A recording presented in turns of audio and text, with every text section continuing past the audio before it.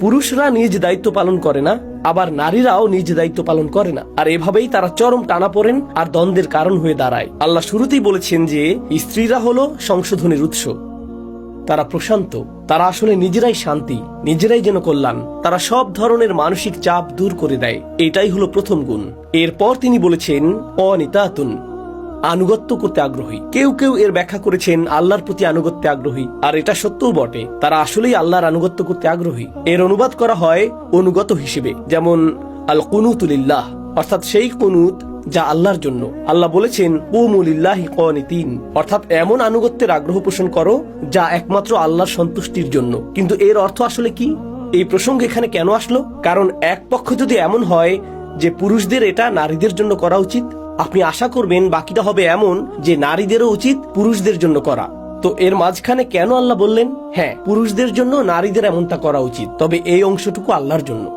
এর কারণটা হলো নারীদের স্মরণ রাখতে হবে যখন তারা প্রশান্তির উৎস হচ্ছে আর যখন তারা সংসারে শান্তি ও স্থিতি বজায় রাখছে, তাদেরকে বুঝতে হবে যে ঘরকে শান্ত রাখার ক্ষমতা একমাত্র তাদেরই রয়েছে, আর সংসারে আগুন লাগানোর ক্ষমতাও একমাত্র তাদেরই রয়েছে। তারাই সংসারের আবেগ নিয়ন্ত্রণ করে। যেমন আপনি ঘরে রিমোট কন্ট্রোল দ্বারা এসির তাপমাত্রা নিয়ন্ত্রণ করে থাকেন, ঠিক তেমনি নারীরাও সংসারের আবেগের তাপমাত্রা নিয়ন্ত্রণ করে, তারাই নিয়ন্ত্রণ করে। আর তাদের এটা ঠান্ডা রাখাই উচিত, কারণ এটা স্বয়ং আল্লাহর আনুগত্যেরই একটা অংশ। এটা আল্লাহর প্রতি তাদের আনুগত্যের আগ্রহ থেকেই আসে। অতএব তাদেরকে হতে হবে প্রশান্তির উৎস।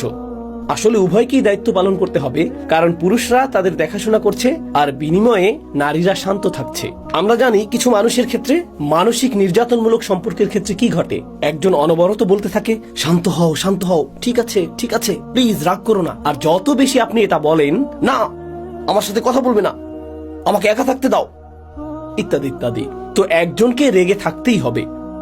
হয়তো স্বামী রেগে আছে আর স্ত্রী তাকে শান্ত করার চেষ্টা করছে, অথবা স্ত্রী রেগে আছে আর স্বামী তাকে শান্ত করার চেষ্টা করছে। তারা এটাকে এক ধরনের নিয়ন্ত্রণ বা ক্ষমতা প্রদর্শনের সুযোগ হিসেবে দেখে। যেমন এবার তাকে পেয়েছি, আমি যদি এখনই শান্ত হয়ে যাই তাহলে তো তেমন পয়েন্ট পাবো না, এই সুযোগে আরো কিছুটা সুবিধা নেওয়া যাক, তাই আমি রাগের এই নাটকটা চালিয়েই যাব, দেখি এটাকে কত দূর পর্যন্ত টানা যায়। তো কাউকে এভাবে অধীনস্থ করে রাখার এই মানসিকতা, এটা আল্লাহ যা চান তার সম্পূর্ণ বিপরীত। তাই আল্লাহ বলছেন অনিতাতুন। এরপর তিনি আরো কথা যোগ করলেন নারীদের আরেকটি দায়িত্ব। তিনি বলেছেন হাফিজাতুল লিল গায়ব, তারা রক্ষা করে যা অদৃশ্য, তারা অদৃশ্য বিষয়গুলোর হেফাজত করে। এর অর্থ আসলে কি? এর অর্থ হলো স্বামী যখন কাজের জন্য বাইরে থাকে, সে তখন এমন কিছুই করে না যা তার স্বামী অপছন্দ করে। সে এমন কারোর সাথে কথা বলে না যার সাথে কথা বলাটা স্বামী পছন্দ করে না। তার এমন কোনো বন্ধু বান্ধব থাকবে না যারা স্বামীর কাছে পছন্দনীয় নয়। স্বামীর অগোচরে সে কোনো নেতিবাচক আলাপচারিতায় লিপ্ত না। স্বামী স্ত্রীর মাঝখানের একান্ত ব্যক্তিগত কথাবার্তা তার মা, তার বোন বা অন্য কারোর সাথে শেয়ার করা যাবে না, কারণ স্ত্রী তো সেটা গোপন রাখার কথা। স্বামী এবং স্ত্রীর মাঝে একটা গোপনীয়তা বা প্রাইভেসি থাকে। এখন যদি নির্যাতনের কোনো পরিস্থিতি তৈরি হয়, সে আপনাকে মারধর করে বা আঘাত করে অথবা আপনার সাথে উদ্ভট কিছু করে, তখন আপনার এমন কাউকে দরকার যে আসলেই সহায়তা করতে পারবে, শুধু মনের ভাব প্রকাশের জন্য নয়, বরং এমন কেউ যে বিষয়টা সমাধান করতে পারবে। এই সূরার পরের অংশে সেই আলোচনা করা হয়েছে। কিন্তু যখন এটা অভ্যাসে পরিণত হয়, আপনি কেবল কারোর সাথে কথা বলতে চান আর আপনি শুধু স্বামীর বদনাম করেন বা সেসব গোপন কথা বলে দেন যা সে গোপন রাখতে বলেছিল, কিংবা আপনি এমন সম্পর্ক, বন্ধু বান্ধব বা আড্ডায় জড়ান বা এমন সব জায়গায় যান যেখানে যাওয়াটা সে কখনোই পছন্দ করে না, সে যদি আপনাকে সেখানে দেখতো তাহলে সে খুবই মন খারাপ করত কিংবা ভীষণ কষ্ট পেত। আর তারপরও আপনি সেটাই করে যাচ্ছেন, আপনার মাথায় কাজ করছে, সে তো জানে না, তাই সমস্যা নাই। আল্লাহ বলেছেন হাফিজাতুল লিল গায়ব, তাদেরকে অদৃশ্য বিষয়গুলো হেফাজত করতে হবে। অর্থাৎ এর একটি অর্থ হলো স্বামীর কাছে যা অদৃশ্য বা অজানা তাদের সেটাও হেফাজত করতে হবে বিমা হাফিজ আল্লাহ, কারণ আল্লাহ এটা হেফাজত করার নির্দেশ দিয়েছেন। লক্ষ্য করুন, এখন সমীকরণটা ভারসাম্যপূর্ণ হলো। একদিকে আল্লাহ আজ্জা ওয়া জাল্লা পুরুষদের বলেছেন তোমাদেরকে ব্যয় করতে হবে, কারণ আল্লাহ তোমাদের উপর সেই দায়িত্ব অর্পণ করেছেন। বিমা ফাদ্দালাল্লাহু বা'দাহুম আলা বা'দ ওয়া বিমা আনফাকু মিন আমওয়ালিহিম। অন্যদিকে হাফিজাতুন লিল গায়বি বিমা হাফিজাল্লাহ, নারীদেরকে অদৃশ্য বিষয়গুলো সংরক্ষণ করতে হবে, কারণ আল্লাহ তা সংরক্ষণ করার সিদ্ধান্ত নিয়েছেন। তাই স্বামীর কাছ থেকে তাদের কোনো বিষয় গোপন করা উচিত না। তাদের ফোনে এমন পাসওয়ার্ড থাকা উচিত না যে স্বামী যখন বলবে তোমার ফোনটা একটু দেখতে পারি, না কেন, না এক সেকেন্ড দাঁড়াও, আগে সবকিছু ডিলিট করে নিই, ঠিক আছে এইবার তুমি দেখতে পারো। কেন? এমন তো হওয়ার কথা ছিল না। স্ত্রীর ব্যক্তিগত জীবন স্বামীর কাছে সম্পূর্ণ উন্মুক্ত থাকার কথা। আপনি তার পোশাক আর সে আপনার পোশাক। স্বামী স্ত্রীর মাঝে কোনো গোপনীয়তা থাকতে পারে না। তাদের তো একে অপরের কাছে সম্পূর্ণ স্বচ্ছ থাকার কথা। রাসূলুল্লাহ সাল্লাল্লাহু আলাইহি সাল্লাম তার স্ত্রীদের সাথে গোপন বিষয়গুলো শেয়ার করতেন। وإذ أسر النبي إلى بعض أزواجه حديثا যখন তিনি তার স্ত্রীদের সাথে গোপন একটি কথা বলেছিলেন, তার একান্ত ব্যক্তিগত আর সবচেয়ে কঠিন মুহূর্তগুলোতে তিনি স্ত্রীর মুখাপেক্ষী হতেন। আপনাদেরকে একে অপরের পোশাক হতে হবে। কেউ যখন পোশাক পরে তখন পোশাক আর শরীরের মাঝে তো কিছুই থাকে না, তাই না? আপনার পোশাক, আপনার পোশাকের ভেতরের অংশের সাথে আপনার দেহের কোনো গোপনীয়তা থাকে না। এটাই হলো জীবনসঙ্গী বা স্বামী স্ত্রীর আসল সংজ্ঞা। তাই যখন আপনি সেটা রক্ষা করতে পারেন না, যা শুধু স্বামীর জন্য বা শুধু স্ত্রীর জন্য হওয়ার কথা, তা অন্য কোথাও চলে যায়, তখন সেটাই হলো নারীদের দায়িত্বের লঙ্ঘন। এই অল্প কিছু বিষয় যা আল্লাহ উল্লেখ করেছেন যে এভাবেই আসলে ভারসাম্য বজায় থাকবে দুই পক্ষের মাঝে। الرجال قوامون على النساء بما فضل الله بعضهم على بعض وبما أنفقوا من أموالهم আর অন্যদিকে والصالحات قانتات حافظات للغيب بما حفظ الله। আমি জানি যখন এই বক্তব্য সামাজিক মাধ্যমে যাবে, আচ্ছা অমুক ব্যাপারে কি হবে, তমুক ব্যাপারে কি হবে, ওই ব্যাপারে কি হবে, যদি সে পাগলামি করে। সবাই অপর পক্ষের অন্যায় আচরণ নিয়ে চিন্তিত, নির্যাতন ঘটে থাকে। এটা অবশ্যই বাস্তব, আমি স্বীকার করছি যে এটা বাস্তব। কিন্তু আমি সবার আগে যা স্পষ্ট করতে চাই তা হলো, আল্লাহ আসলে এই সম্পর্কটাকে কেমন দেখতে চান। আমি বা আপনি কি চাই তা নয়, আল্লাহ এই সম্পর্কটাকে আসলে কেমন দেখতে চান। এর সবচেয়ে মৌলিক স্তম্ভগুলো কি কি, সেগুলো যদি অনুপস্থিত থাকে তাহলে অন্য কিছুর আগে এগুলোকেই অগ্রাধিকার দিতে হবে।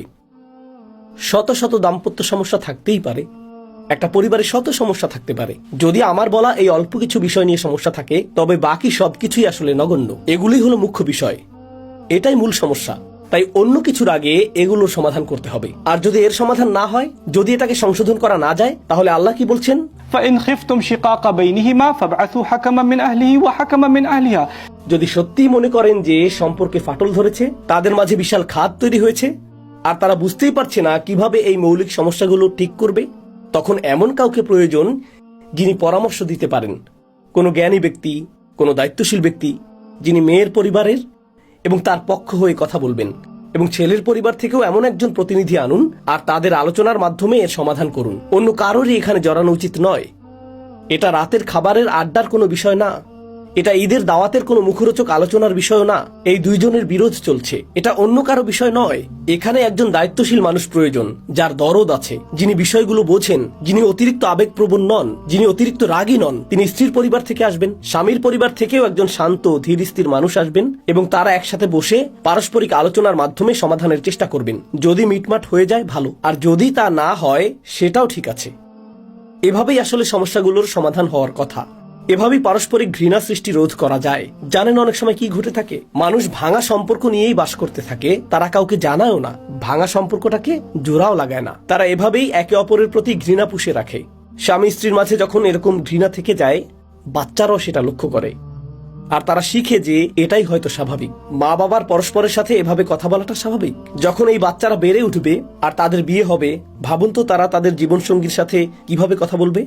তারা তো সেটাই শিখেছে, বাড়ি থেকে তো তারা এই স্কুলিংটাই পেয়েছে। তাই আপনার ঘরে যখন শান্তি না থাকে, আপনি আসলে সেই বিশৃঙ্খলা পরবর্তী প্রজন্মের মাঝেও ছড়িয়ে দিচ্ছেন। এটা এক ধরনের অবচেতন শিক্ষা। শিশুরা দেখে দেখে যা শেখে তা তারা কখনো ভুলে না। ক্লাসরুমে যা শেখা হয় তা মানুষ ভুলে যায়। আপনি যখন ছোট ছিলেন, শিক্ষক ক্লাসে কি বলেছিলেন তা আপনার মনে নেই। একটা জিনিস আপনার মনে আছে, বাবা মা বাড়িতে কি করতেন সেটা আপনার মনে আছে। আজও এই বয়সে এসেও আপনি সেটা মনে রেখেছেন, কারণ মানুষের ব্যক্তিত্বের উপর এটা একটা গভীর ছাপ ফেলে। তাই এটা শুধুমাত্র স্বামী স্ত্রীর মধ্যেই সীমাবদ্ধ থাকছে না, এটা মূলত আমাদের রেখে যাওয়া আদর্শের অংশ। সন্তানদের জন্য হলেও পরিবারে প্রশান্তি প্রয়োজন। আমি আন্তরিকভাবে দোয়া করি আপনারা যারা বিবাহিত স্বামী এবং স্ত্রী, তারা যেন সত্যিই নিজেদের দিকে লক্ষ্য করেন এবং বুঝতে পারেন যে আল্লাহ যেভাবে চেয়েছেন সেভাবে আপনারা দায়িত্ব পালন করছেন কিনা। আর আমি আন্তরিকভাবে আশা করি যদি আপনারা খুব কঠিন কোনো দাম্পত্য সংকটে পড়ে যান, তবে যেন নিজেদের পক্ষ থেকে, নিজেদের পরিবারের থেকে বিশ্বাসযোগ্য কাউকে খুঁজে পান। যদি পরিবারে নির্ভরযোগ্য কেউ না থাকে, কারণ এমনটাও ঘটতে পারে, হতে পারে সবাই অবিবেচক, সেটা হতে পারে সবাই হয়তো অবিবেচক, তখন আপনাকে এমন কাউকে খুঁজে বের করতে হবে যে অন্তত আপনার পক্ষটি যুক্তিসঙ্গতভাবে তুলে ধরে আপনার হয়ে কথা বলতে পারবে। কারণ আপনি যদি নীরবে নির্যাতন সহ্য করতেই থাকেন, তাহলে আসলে যা ঘটছে তার জন্য আপনিও আংশিকভাবে দায়ী। এটা শুধু আপনার সাথেই নয়, আপনার সন্তান বা ভবিষ্যৎ প্রজন্মের সাথেও সম্পর্কিত, তাই না? কারণ কারো প্রতি ক্ষোভ নিয়ে বেঁচে থাকা মোটেও সমীচীন নয়। এটাও সমীচীন নয় যে কারো দিকে তাকাবেন আর সারাক্ষণ মনে করবেন সে আপনাকে কতটা কষ্ট দিয়েছে। অশান্তিতে দিন কাটানো সমীচীন নয়। বিয়ের মূল উদ্দেশ্যই ছিল লিতাসকুনু ইলাইহা। আল্লাহ ভালোবাসা এবং যত্নের উল্লেখ করারও আগে, মাওয়াদ্দাত ওয়া রাহমার উল্লেখ করারও আগে বলেছেন বিয়ের প্রথম উদ্দেশ্যই হলো যাতে তোমরা একে অপরের মাঝে প্রশান্তি খুঁজে পাও। তার দিকে তাকালে আপনি যেন প্রশান্ত হয়ে যান, স্বস্তি পান। অবশেষে আমি একটা নিরাপদ আশ্রয় পেয়েছি। এটাই সেই জায়গা যেখানে আমি মর্যাদা পাবো, অপমানিত হব না, অতীতের ভুলগুলো মনে করিয়ে আমাকে খোঁটা দেওয়া হবে না। আমি সম্পূর্ণরূপে স্বস্তিতে থাকবো, কারণ আমি আমার জীবনসঙ্গী, স্বামী বা স্ত্রীর সান্নিধ্যে আছি। যদি সেটা না থাকে তবে তা সৃষ্টি করতেই হবে। আর যদি নিজে নিজে সেটা করতে না পারেন, তাহলে আপনার বাহিরের সহায়তা প্রয়োজন, বিশেষজ্ঞ সহায়তা প্রয়োজন। আল্লাহ আমাদেরকে তৌফিক দান করুন।